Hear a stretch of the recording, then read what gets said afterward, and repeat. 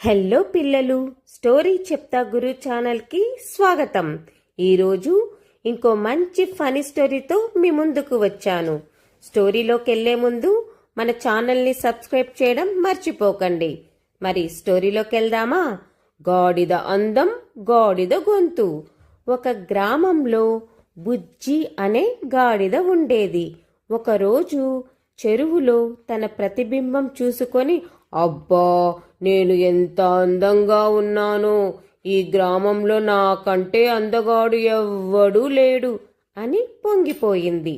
అప్పుడే అక్కడికి ఒక నెమలి వచ్చింది. గాడిద అడిగింది, నేను అందంగా ఉన్నానా అని. నెమలి నవ్వుతూ, అందం బాగానే ఉంది, కానీ నీ గొంతు మాత్రం కొంచెం జాగ్రత్త అంది. గాడిదకు కోపం వచ్చింది.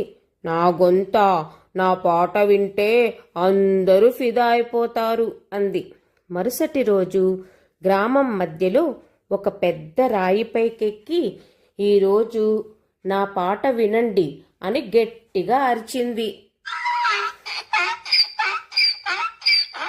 ఆ శబ్దం వినగానే కోళ్లు ఎగిరిపోయాయి, మేకలు పరిగెత్తాయి, కుక్కలు మొరగడం మొదలుపెట్టాయి, చిన్న పిల్లలు ఏడవడం మొదలుపెట్టారు.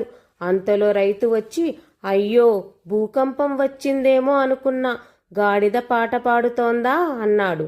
అందరూ నవ్వడం మొదలుపెట్టారు.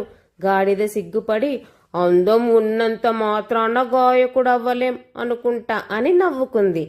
సో అందంగా కనిపించడం ఒకటి,